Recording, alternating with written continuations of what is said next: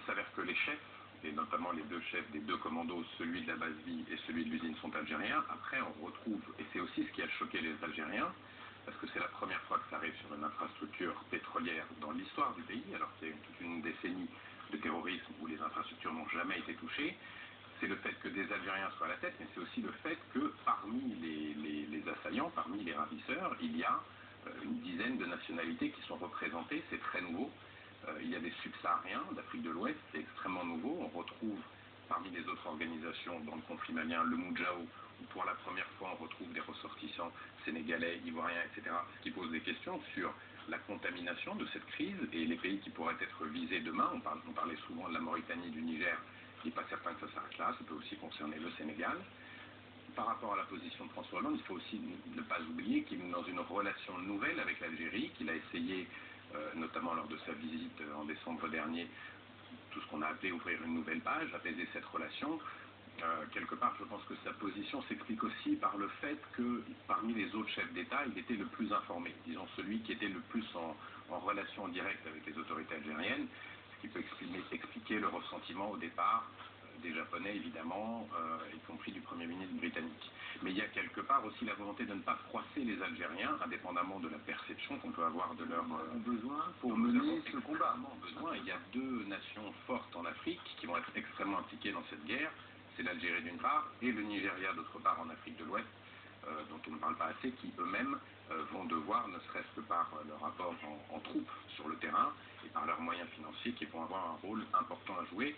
C'est certainement une des erreurs stratégiques des djihadistes, c'est d'avoir à la fois provoqué l'intervention de la France en descendant vers le sud, ce qui, sinon on était sur une intervention qui aurait pris des mois, je ne parle pas de la France mais de la MISMA, et en même temps d'avoir provoqué deux grandes nations africaines qui elles-mêmes vont s'impliquer de manière certes peut-être un peu plus isolée pour l'Algérie, c'est-à-dire dans leur coin, moins en concertation avec les autres.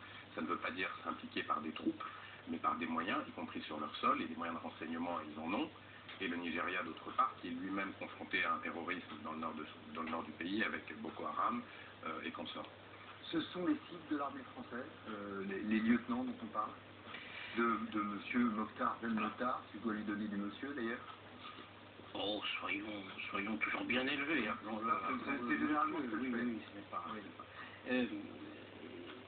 Les gens que l'armée française et l'armée malienne, ce qui reste de l'armée malienne, combat aujourd'hui au Mali, ce sont effectivement des gens de cette mouvance, c'est-à-dire des combattants internationalistes dont l'origine en fait est algérienne, sur laquelle se peut le noyau dur est algérien. C'est l'histoire de l'Algérie, l'histoire de la guerre civile en Algérie dans les années 90 qui a dégénéré, et au fond c'est une forme monstrueuse qui reste de cette guerre civile, 100 000 morts quand même, dans les années 90. Voilà.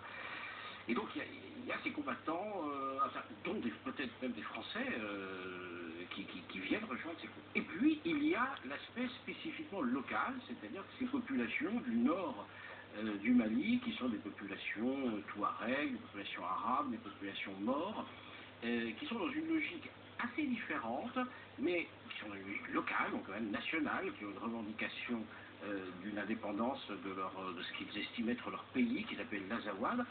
Et ces gens, une partie d'entre eux, ont conclu une alliance avec les islamistes, avec les combattants internationalistes, un peu ce qu'on avait eu en Afghanistan à l'époque où les talibans s'étaient alliés à Al-Qaïda et Al-Qaïda s'était allié avec les talibans.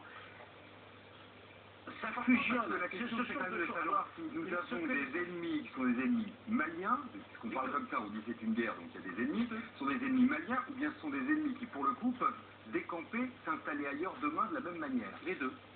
Les deux, c'est tout le problème. Les deux, comme en Afghanistan, où lorsque, il y a 10 ans, nous sommes arrivés en Afghanistan, il y avait effectivement Ben Laden et ses amis, et il y avait les talibans. On a réussi à chasser Ben Laden, même à le tuer. Les talibans sont restés, parce qu'ils sont chez eux. Donc, il y a ce problème-là, au Mali, de toute façon, qu'il faudra gérer, régler, et ça va être très compliqué parce qu'effectivement, les populations du Sud n'ont pas forcément la même logique que celle du Nord. C'est intéressant parce qu'on découvre à mesure une situation évidemment beaucoup plus complexe que celle qu'on avait cru découvrir dans un premier temps. Ça explique peut-être qu'après une semaine de consensus, les critiques commencent d'ailleurs à se faire entendre, notamment à droite depuis jeudi. Elles ont commencé sur les ambiguïtés des objectifs de la guerre, au Mali bien sûr, mais aussi ensuite, et on vient d'en parler, sur le soutien marqué de Paris à l'Algérie lors de la tragédie d'In Amenas. Lise Barthélémy.